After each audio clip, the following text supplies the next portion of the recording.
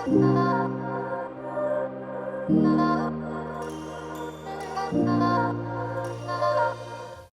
is up, guys, and welcome to Just in Adulthood.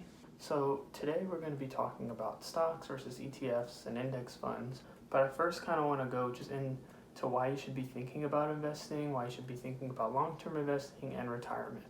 I also want to say I'm not a certified financial planner and I'm not giving advice. This is just my opinions and what I have done. Yeah, with that, we might as well get started. Alright, so I want to talk to y'all about why long-term investing is really important. And even though that we're young, it is important to think about retirement already. So I don't know about y'all, but I've seen a lot of things, graphs and charts that look like this on TikTok, on Twitter, all types of investing videos. I have one big problem with this that I'll get to later, but I do want to just show y'all. So this assumption here is that you are using a Roth IRA, which means you do have to make under $122,000. So if you were to start at age 21 and you put in $6,000 with an 8% interest rate and on average about 2% inflation, the amount you would have at 65 would be $2.3 million. And then adjust it for inflation, that means it would have the buying power of about 950 grand.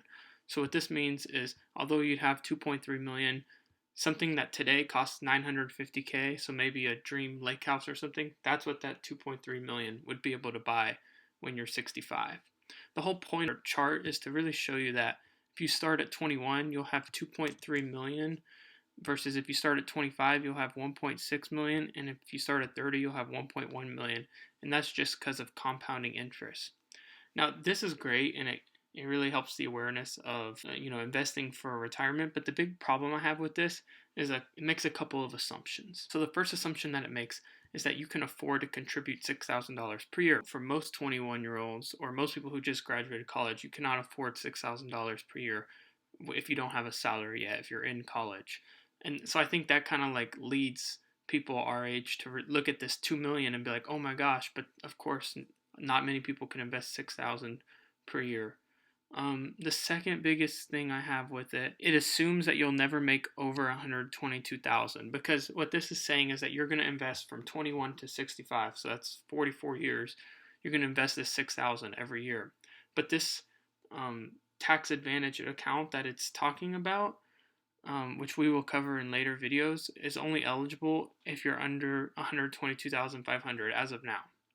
Now, while a lot of people will never make it over that, I know many of my friends are trying to become lawyers and doctors and just a lot of professions that could pay over that. So that really highlights the importance of needing to invest earlier, because chances are if you become a doctor, even if you become a doctor at 35, you're going to make over 122,000 and you'll be no longer eligible for this type of account. So it just kind of shows that it is really important to get started as early as you can. But however, I don't like it because it has all those assumptions. So what I want to show y'all is this thing I call the multiplier effect. So the reason that the multiplier effect is so important is because if you don't have $6,000 per year, this will show you how much money you can still make even if you just put $50 a month. So maybe you're watching this video and you don't have that much money. That's okay. It's still important to invest now, and this will show you why. So this multiplier effect shows that if you just put $600 per year, when you're 65, that $600 will have grown 32 times. And if you reduce it for today's inflation, then you'll have about 13 times what you put in buying power. So regardless of how much you put, you'll have 13 times buying power when you're 65 if you invest at 21. So according to this example, if you put $600 in at 21, you would have about $7,800 of buying power when you're 65. It's important to note that if you start at 25, the money you put in at 25 will only grow about 9.6 times in buying power. So you might as well take advantage of the 13 times buying power multiplier at 21. So the quicker you get started, the more your money multiplies. So as you may notice, the multiplier does decrease as you get older. So this is true no matter when you start investing. The whole point is that if you start at 21, you take advantage of the 13 through 9 range of multipliers for those 4 years. It's important to start now, even if it's $10, whatever it is, it's going to grow. So don't be discouraged because you don't have $6,000. It's important to start thinking about it now, because then when you're older, you'll have so much money and you can support your whole family. So that might have been a little confusing, but I just want to address one more thing. You will definitely have more than $8,000 when you're 65. That video was just showing, with the multiplier effect, the money you put in at 21 will be 8,000. So every year after will also grow. The whole point of the video though was just to show that you don't have to have a lot of money to get started on long-term investing. So with that said, it's important that you invest now, if you can. So we are young, but the earlier is better. Compounding interest, as you've seen in the charts, shows that it really builds up over time. So the more time you spend investing, the more you'll have. My videos are gonna focus on long term. I'm not gonna really focus on short term, day trading, options, stuff like that. There's experts who do that for a living every day, and it's very complicated. Right now, honestly, it might just be a substitution for going to a casino, because that's how it is with day trading. It's basically just gambling your money, and you have to be willing to lose it all. So my strategies are really going to talk about long-term, how to have money when you're older. Okay, so now I literally just want to talk about what a stock is, what an ETF is, what an index fund is. Later videos, I'm going to show you how to actually invest in these things on accounts like Robinhood and Vanguard, Betterment. But for now, it's good to just know what they even are. So first, we're going to just start with stocks. So many of you might know what a stock is, but it's basically ownership of a public company. So if you buy a stock, you're technically an owner of. Just to give you an example, if there was a company that had 100 stocks available and you bought one stock, you would technically own 1% of the company. The issue I have with stocks is that you do want to diversify, so you don't want to own everything in one company. You even look at someone like Jeff Bezos. He's the richest man in the world, right? But he only owns 11% of Amazon, which is far greater than any other person, of course. But he's even diversified, and that's how he's built his wealth. You don't want to be so risky and put all your money into one stock. There's millions of owners of companies like Apple, Facebook, stuff like that. But in theory, you do own part of the company. So now I'm going to talk about what an ETF is. So you may have heard this term, and it can be a little confusing to understand what it is. However, I'm going to try to dumb it down as much as possible. So an ETF acts like a stock. What I mean by that is the price fluctuates, so you can buy and sell all day, right? A company like Vanguard or Fidelity, what they'll do is they'll buy, let's just say, 100 stocks, right? So Coca-Cola, Facebook, Amazon, whatever. They'll have 100 of them, okay? And then they're going to make 100 ETFs out of that. So what they're going to do, in theory, is they're going to take 1% of each company and build that into an ETF. So an ETF is literally, could be 100 companies at 1% each. So what this does is it really diversifies you. So you buy this ETF, 1% of that is Amazon, 1% of that is Facebook, 1%. So if one of these companies fails or really gets hit hard, like you see the airlines right now, so if United was just 1% of my ETF stock, right, then the other 99% could still be doing well and I wouldn't be hit as hard. But if you just bought all your money in United and you lose half of it, then you're obviously going to be hit harder. So ETFs are a great way to diversify yourself across a lot of different industries. So I felt like my explanation might have been a little confusing, so I wanted to clarify it with a visual. So here you have 5 stocks or 5 companies, A, B, C, D, and E. So a company like Vanguard will buy all 5 of these and turn it into 5 different ETFs. So as you can see, they'll make ETF 1, and it'll be comprised of 20% of each of those companies. And they'll do that 5 times. So these are all the same ETF, but there's 5 of them. So what then you can do as an investor is buy that ETF from Vanguard, and you'll own 20% of each of those 5 companies. It's important to note that 1% thing was very theoretical. If you actually look at most ETFs, they also have more than 100 companies too. So a lot of them have hundreds of companies, and you might see one company take 8 to 10% of that whole stock. ETF, which is a stock technically, but yeah. So it does decrease your risk. I think it's the best way to build wealth long term. It's important to remember though that ETFs do have expense ratios. So because someone is doing all this work and putting stocks into that ETF and finding the right balance, you have to pay them a percent of how much you have invested. So you're going to want to find an ETF with the lowest expense ratio. So an example might be like 0.05%. So that means that however much money you have times 0.05% is what you're going to pay them. So it's a very small amount. It's still important to remember. And then the last thing about ETFs is you'll see all types of different ETFs. So there's things called growth ETFs or value ETFs. So in finance, growth is companies that they think are going to grow in value. So think like a startup. Value ETFs target companies that they believe are undervalued. So maybe some bad news just came out about that company, but people are expecting it to, go back up in price. So these are like companies that they believe are undervalued and kind of a steal to buy. The other types of ETFs you'll find is like industry focused. So like an airline ETF right now obviously wouldn't be great, but it might own, like, let's just say hypothetically 20% Delta, 20% Southwest, 20% United, right? All American Airlines and everything. And that way you diversify across an industry. Some follow the S&P 500. So when you see all those names, don't be confused. It's just saying what that ETF is representing.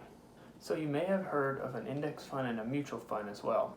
The other two are the same concept as ETFs, where it's, one stock, if you will, that's made up of a bunch of companies' stock within it.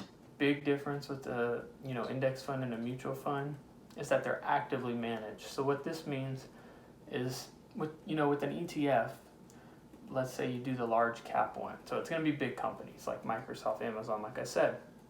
Those companies aren't really going to change that much. So it's very passive. No one's actively managing it.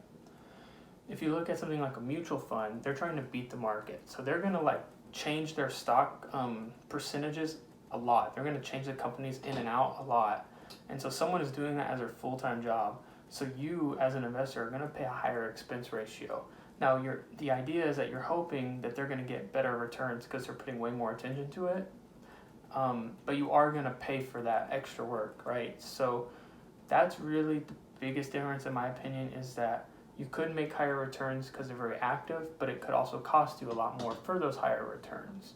So I personally just say go with ETFs. They're really simple to understand. You can look at the holdings and it'll just say what companies make up what percent.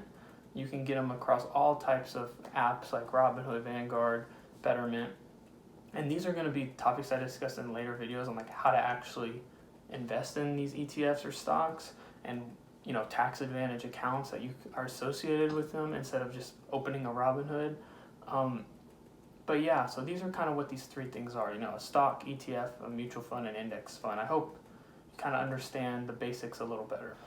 So I know I've just been spitting words at you this whole video and definitions and numbers. So I kind of want to show y'all, I'm going to use Robinhood and I'm just going to show you what the difference I mean between stocks and ETFs, just so you can see the difference. I'm not saying to use Robinhood. I think it's great for stocks.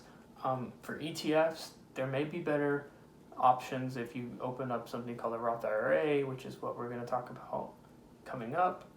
But yeah, I'm just going to go ahead and show you all a video of what all this stuff means, in actual, on apps and how to look at it. Pulled up Robinhood, which is a great app to use to buy stocks and ETFs. There are better options depending on your goals, but I think this is a great place to start and just show you what I'm talking about. So I guess you can see my profile. I do have, this is United and this is a Delta. So I've kind of broken my own rule and went ahead and bought some stocks. However, as what I said earlier in my video is I'm really considering these long-term investments. So I'm not recommending you buy United. I just happen to have gotten lucky. But so I bought it for $27. As you can see, it got pretty bad. But the whole reason I bought United was just because it was at $90. And I'm hoping that, in a couple years, it will get back up to there. So that way I can, triple my money. But I want to highlight something is that I put this money in for United and Delta, and I basically threw it in there and acted like I don't own it anymore and hoping it quadruples. But honestly, last month I thought United was maybe going to file bankruptcy, and they still might. So I could lose it all, and I'm okay with that. So I would recommend don't invest in stocks. unless you're okay with that, right? Because chances are it's going to take forever for United to go back where it's at. But I'm fine. I just threw that money in there. All right, but to talk about like what a stock actually looks like, say I'm really interested in Nike, right? Okay, so you might type Nike. You want to look to buy Nike. I think they're going to do great, right? Whatever your assumption is. So, they'll put news like here so you can read and try to make assumptions. But like I've said in my video, if you're reading it in the news, the price has already changed, okay? So you're not going to get ahead of someone. So think about that too. It is also important to note that you cannot trade on the weekend. So today is Sunday, so I cannot buy Nike at the moment, and this price is not going to change, but normally throughout the day it'll change. All right, so you would basically come in here, try to buy a stock. You can look how it's performed in the last week, last month, stuff like that. Now I want to show you an example of an ETF, because I think stocks are relatively easy to understand. Also, actually, hold up. I want to show you that the market cap here, 159 billion. So that's taking the $102 per stock times the number of stocks, which it doesn't say, but you could figure it out. But anyways, that's the market cap. There's all these other ratios, but if my strategy is not to invest in stocks, so I'm not too worried about these ratios. I'll let it be the experts who do that. So I'll try to find a ETF. I just was looking at this one. Doesn't mean I recommend this one, but I'm just trying to show you what I'm talking about here. So here's an ETF. It looks just like a stock, right? Like you don't even know a difference. You can't tell a difference. You can buy and sell it.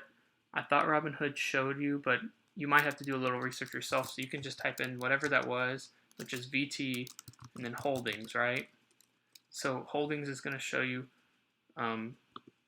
what companies are within it. So, all right, we're at VT, and we're going to go to portfolio management, and it has all these great numbers. And here we go. So the month in the 10 largest holdings. So it's going to say, so it shows you Microsoft, Apple, Amazon, that's Google, Facebook, Johnson & Johnson are in there. It's going to show you a breakdown because this is a world one. Some ETFs actually do show you like the actual percent of the company that's in it.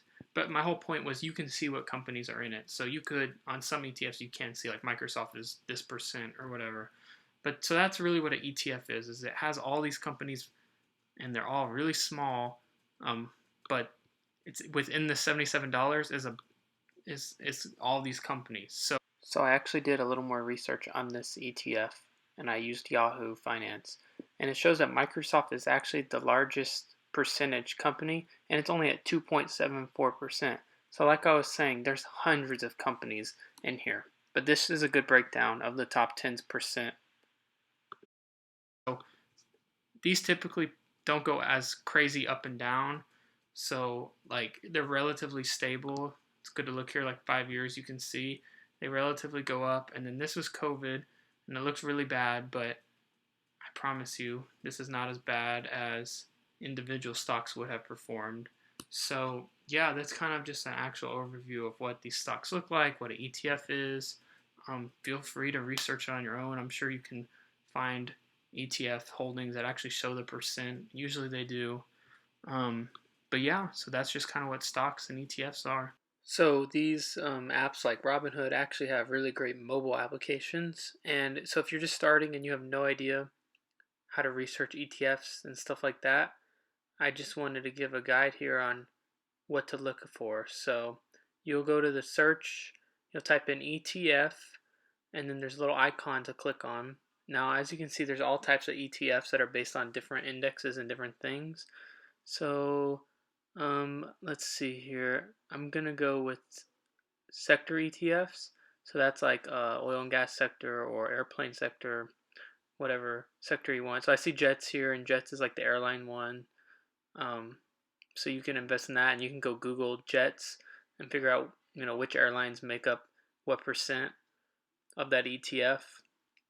But this is really how you start researching like ETFs and which ones you want to get into. is you can use Robinhood to just look at them. You can also just Google like which ETFs you want to use. Ones that have small expense ratios or low expense ratios, and ones that have high returns.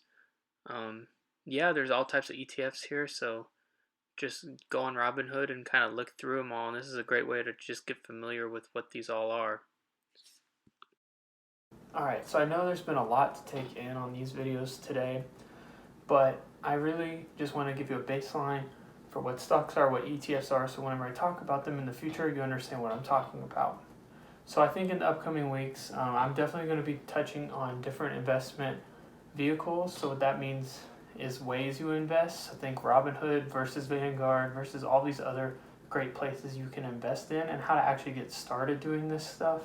It's great that you know what it is, but how do you actually start, right? So I'm going to help you with that. I'm going to just talk about more like opening Roth IRAs, how to get started in retirement. I know we're going to hit credit cards coming up too. I'm just really focusing on these areas because the deadline to put your money in for the Roth IRA is July 15th. So I want to try to get there before that, so that way you can understand. So I hope you've enjoyed the video. Obviously we're going to cover some great topics coming up, and I hope you're really starting to think about long-term investing over short-term investing. They're both great, both have different reasons why you would do it, but if you want to be wealthy, if you want to have money when you're older, long-term investing is the way to go.